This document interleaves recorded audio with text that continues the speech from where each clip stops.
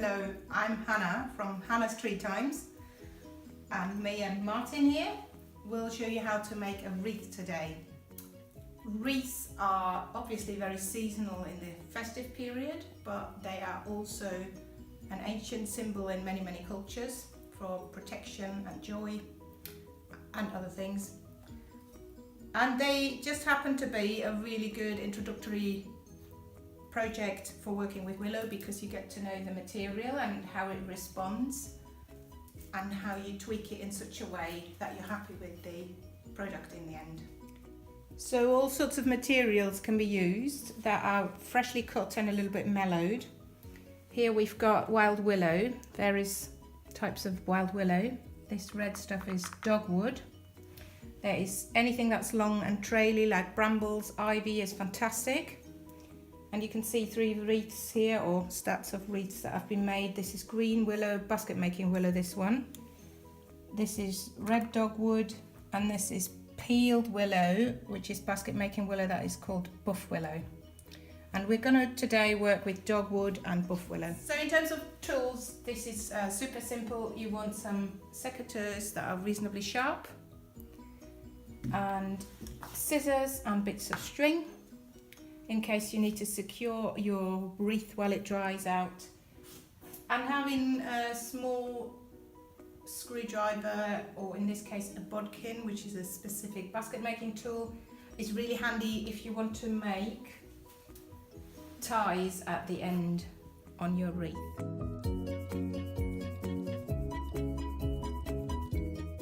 So where did you get this from?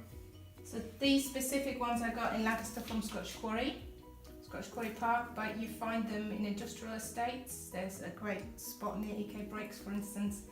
You often find dogwood planted around hospitals or university campuses. There's a lot of sources. I've also got some fantastically long hazel. That's a great one for length, because the longer your material, the bigger your wreath can be. And do you do anything between like picking it, cutting it, and where it is now? Yeah, great question. So yes, they have to be conditioned a bit. If I use them from dried, so I've got some previous year's material that I've soaked here, then I have to re-soak it, and that's a foot of length needs a day of soaking. So if they're 4 foot long, they need 4 days of soaking. Bathtub is ideal. And these ones, ideally you cut them, depending on where you dry them. If you dry them outside, probably 5 or 6 weeks beforehand. If you've got them inside, they will dry a lot quicker. So they need to get just a little bit wrinkly, but the tips need to be still very supple. So you don't want the tips to be already so dry that they're going to break. So you just mellow, it's called mellowing, you just mellow them a little bit so they start shrinking. Otherwise your wreath would get really wobbly afterwards when it dries. So we are now going to use the 4 longest rods that you can find. Well, the 2 first ones need to be really long, so by bashing the whole bundle on the floor like this, they're going to be pretty much where they need to be. This one's standing out, and then we've got sort of these ones here that are similar length. So if we just pull these out and check them for quality. I'll take that from you. What makes a quality rod? rod? So I would say the first ones want to be really long and knot-free, which is where this hazel, for instance, excels in. If you have ones with a lot of branches, side branches, I would leave those till later, so we'll put that one to the side. If it's tiny branches, it's probably okay, but bigger branches is tricky. And this one is lovely, but it's a very wavy shape, and for the wreath I would prefer to start with the really straight ones. So if you get yourself the longest one and put the other ones here next to you, and I get a long one as well. The first thing to make the rod really supple and willing to be doing what we want it to do, which is essentially curl up, is we're going to use our knee and just slide it over our knee, especially the thick end, which is called the butt end. So each rod has a butt end and a tip end, which is the very tip.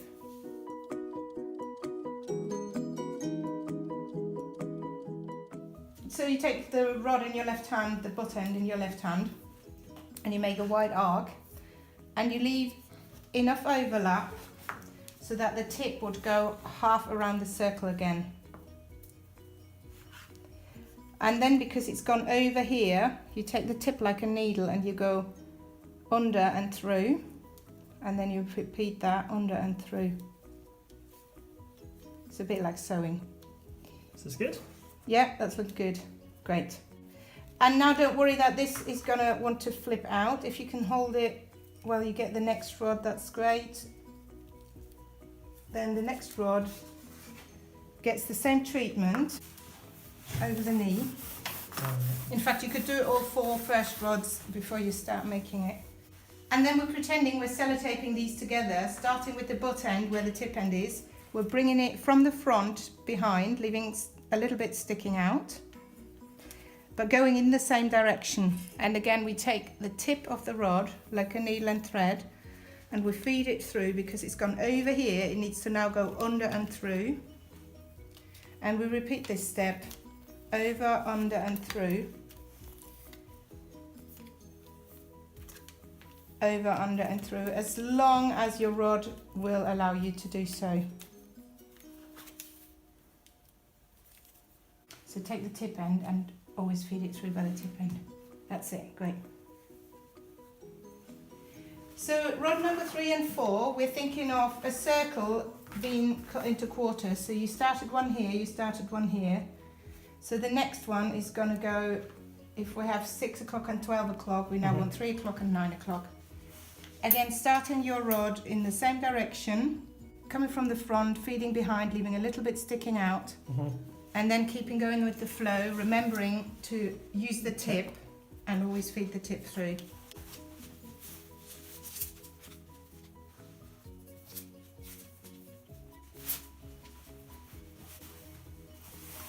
And usually people feel a little bit frustrated at the beginning because it tends to look egg-shaped and be a bit wobbly.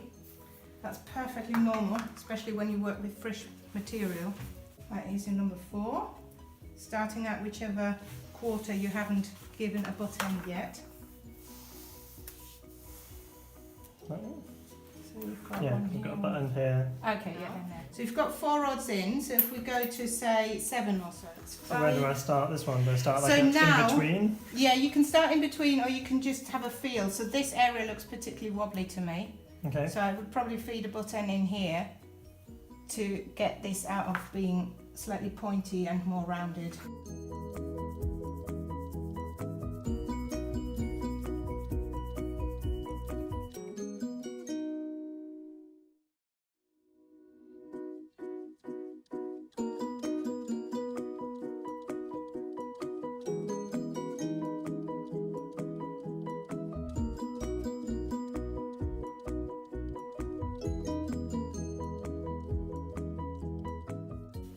So if somebody has the problem that everything totally unravels at this point, or at an earlier point, what you can do is you can use temporary ties and just really tightly put these in place to help you like an extra pair of hands. And obviously before your wreath goes on the table or outside or gets given to someone, you cut these, so you need to let it dry before. And you can probably soon start shaping and tweaking it so it looks more rounded. Okay. Yours is pretty good.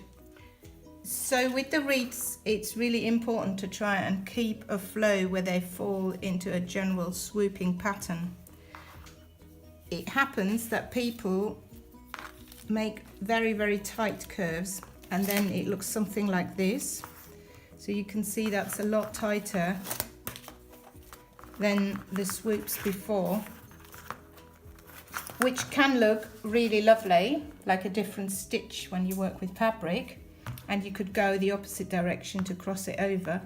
But it can also be that it happens not by decision, but just by accident, and then people can get really frustrated. So if that happens, either you do another one, or you don't worry too much and you make it a deliberate weave. There is something called the random weave. So this wreath has been made with a bit of random weave, and you can see how it's going a bit all over the place. And some have been deliberately placed the opposite way. So if I go the opposite way, before that I was working from left to right. So I would now insert a rod from right to left. and that will result in the eye immediately seeing the different weave pattern.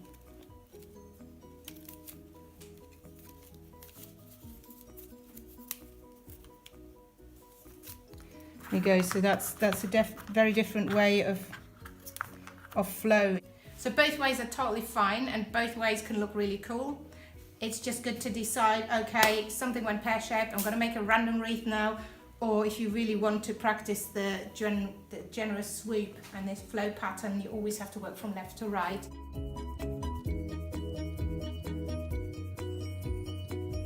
I really love that you managed to put all the butt ends at the back, because then it's got a clear front and a clear back, and once we've cut all of these, it's going to look really neat from the front. I definitely did that on purpose. Good, I like that. So where will you put your last one or two in? I'm kind of just, at this stage, it's kind of, there's no bit that seems more wobbly than any other. Okay. So I'm kind of just doing it where there isn't necessarily an end sticking out. Great, yeah, seems a sound plan. So, yeah. And at this point we don't need more rods to make it structurally stable.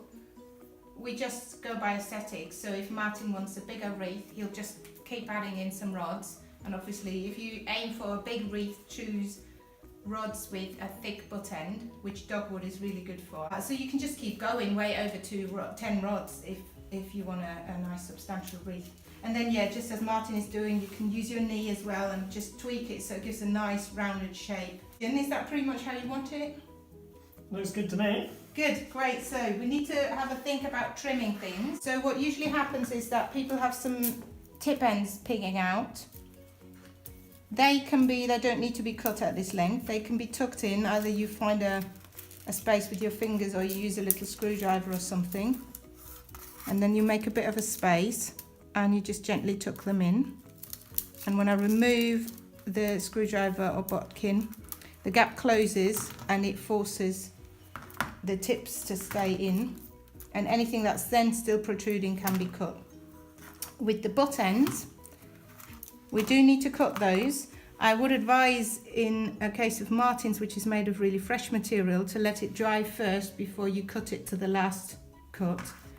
And what you want to do is you have to see the outline of your wreath, and you want to give a slanted cut that leaves as much of the rod sticking out as possible. So from that side you don't see it, but from the other side, I'm not cutting it here or in the middle, I'm trying to cut it on the outline. Okay?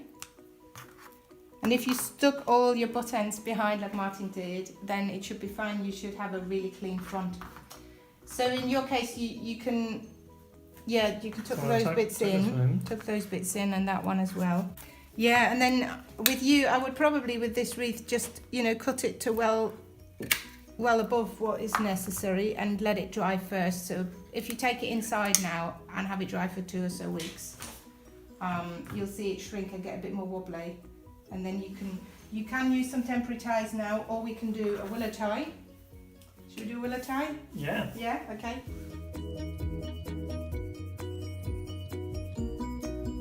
Great. So we're going to put a tie around this wreath. That's totally optional, you don't have to do that, and it's a little tricky. This is a spacer that we will need, and then we need thin rods that are of really good quality, and we'll probably need 2 or 3 because the first 2 might not work. Maybe they might. Really prepare them for the job, which is a lot of tight curving around. So we start with the butt end of the rod and we put a spacer in.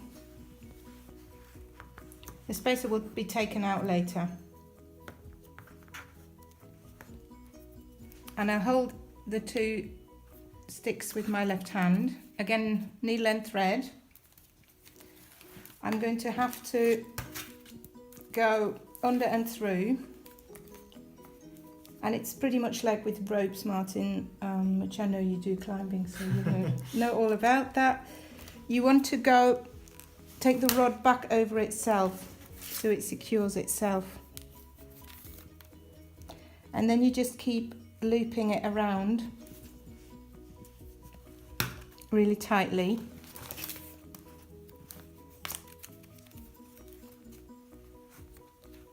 As long as it will allow.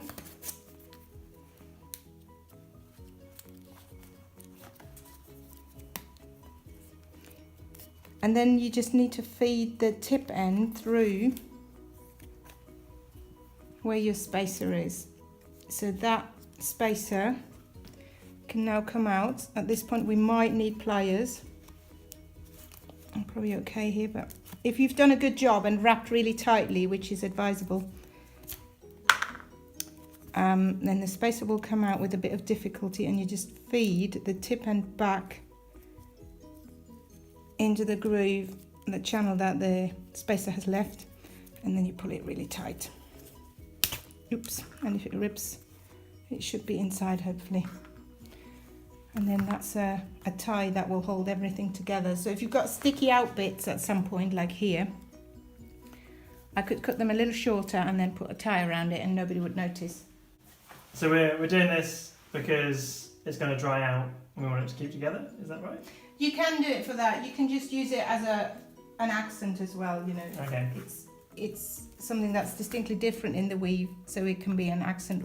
So you do it on the back, that's great. Yeah. So holding those together. Yeah. And then is this going... And then this needs to go whichever way round, it doesn't matter, okay, so long as you use the tip end. Yep. And go back over itself. And you have to put them really close together and pull tight, yep, all along so that you keep the tension.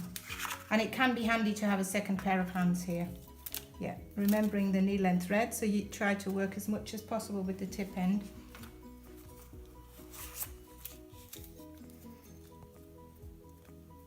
And you've actually got a really bad tip. I'll cut it shorter in a moment for feeding through, I mean. So any rod that's got insect damage or something will reveal that at this point, and it will probably just break in this point. So then you just take a fresh rod. It doesn't matter to do it a few times. That's looking lovely. Yeah, right. Leave it there because your tip is funny. So I'm just going to cut it, otherwise you're not going to get it through. And let's find your spacer, and you pull the spacer out.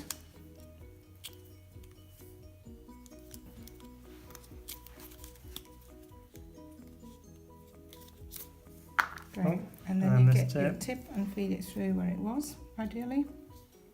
Yeah.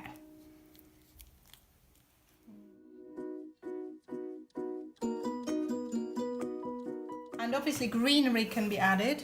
Traditionally wreaths were done with greenery as well. There's often a willow or a straw inner and then greenery added. The greenery usually being the symbol of eternal life, spring coming back, these kind of things. Ivy is great. If you get long trailing bits of ivy, it's really great to add that in, and you do the same swooping rhythm.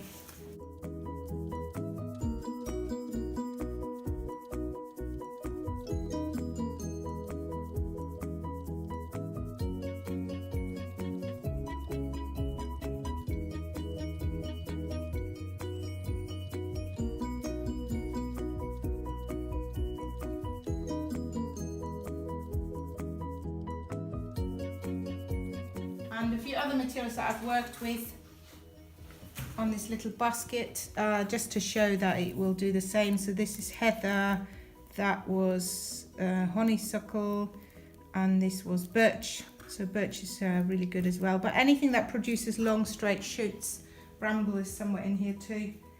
We'll do a really few more uses of wreaths. So you can make tiny wreaths and put ribbon around them. They can be Christmas decorations for the Christmas tree. They can be really lovely with, this isn't like fully decked out, but you know, you can make stars or add other things in and have ribbons of all sorts of colours and balls and decorations. There is no end to the creativity there.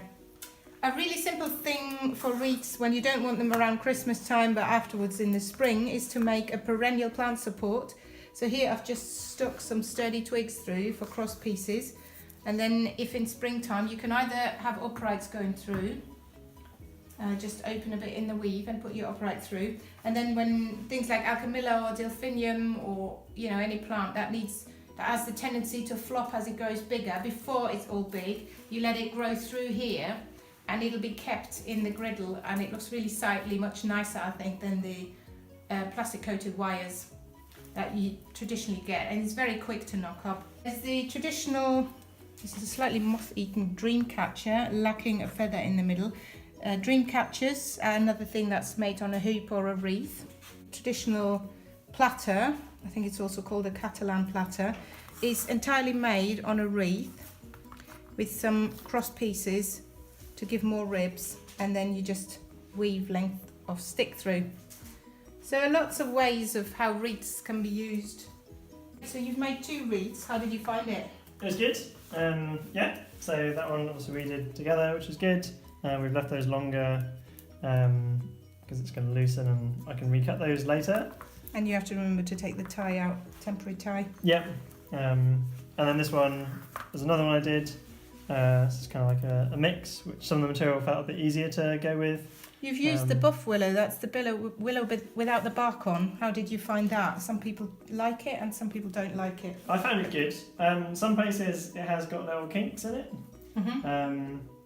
So I was wondering if I was really worried about that, could you like tie it to reinforce it, or would you not worry? Yeah, the kink won't go away. You could put a lovely ribbon over it. Yeah. Or so it's kind of easily hidden. another one of those willow ties. Yeah. That's the best for hiding. Or greenery. Yeah. But yeah, this one ended up being quite circular quite quickly. Yeah. And this one we kind of just shaped as we went. Yeah, they feel really sturdy. Yeah, it feels good. It's Great. definitely satisfying when it's nice and rigid, when Wonderful. you think like how flexible they are initially. Yeah, yeah. Starting from a wonky egg and coming out with a solid circle. Thanks for watching, and don't give up if the first one doesn't work. Just keep going. After 3 or 4, you'll be really experienced. Enjoy the process and enjoy foraging.